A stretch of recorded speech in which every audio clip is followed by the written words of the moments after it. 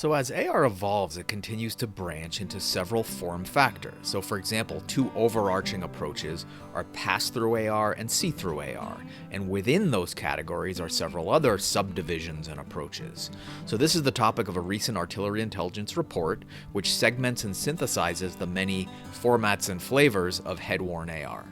So diving in, what are the main divisions? So first is pass-through versus see-through AR, as we just noted. Now, pass-through AR includes devices like Quest 3 and Apple Vision Pro, and technically any smartphone-based AR. So they use exterior HD color cameras that project the outside world into the device. So also known as mixed reality, graphics are then integrated in ways that interact with physical spaces. And advantages include a larger field of view and control over every pixel and better color contrast. It can also do things that you can't do with line of sight vision, such as magnifying objects or correcting vision and other superpowers that will be developed over time.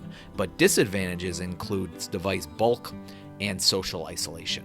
So moving on to see-through AR, it involves transparent lenses on which graphics are projected, often using waveguide-based projection systems and microdisplays. And examples include Snap Spectacles and Meta Orion, and advantages include greater awareness of one's surroundings and often a lighter form factor.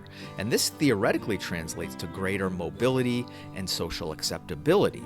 Meanwhile, disadvantages include washed out and low contrast visuals, among other things. And another big challenge is the format's outsized reliance on elements that don't benefit from Moore's law. In other words, it's more subject to the laws of physics.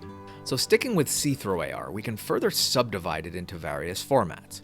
So one example is flat AR, or what we call light AR, and this involves non-interactive visuals and is often a single-purpose use case, such as X-Rail Air 2, which offers private lean-back entertainment through large virtual displays.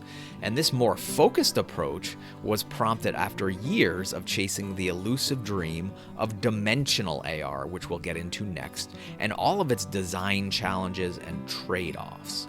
Now, besides avoiding those challenges, flat AR enables a lower cost and a slimmer form factor, which makes it more viable for consumer markets.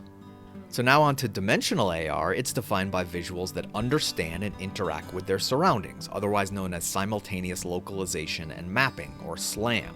Now these scene interaction and dimensionality functions are computationally intensive, which makes dimensional AR very challenging to pull off, back to all those laws of physics. Now to date, this has involved bulky hardware such as Microsoft HoloLens and Magic Leap, which largely failed in consumer markets and prompted a pivot to the enterprise. And even there, HoloLens has recently retreated from the market altogether.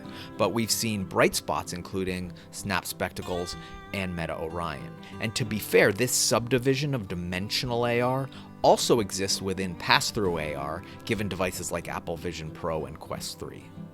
So that just scratches the surface, and you can read more in the full report. For example, these subdivisions get even more nuanced when you consider non-display AI glasses. And within high-end dimensional see-through AR, there are various configurations of optical systems such as waveguides and LCOS microdisplays, and then things further branch into display illumination with OLED and micro LED, and even lasers that are beamed directly into your eyes.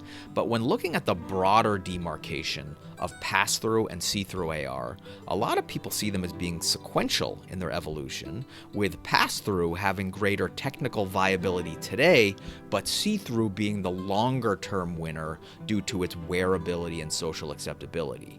But we actually disagree with that linear construct and think that all these paths will continue to evolve in parallel and will be developed for and applied to use cases that map to their strengths. So in other words, they'll be purpose-built and app-dependent, but the key point is that they'll coexist, at least for the next several years.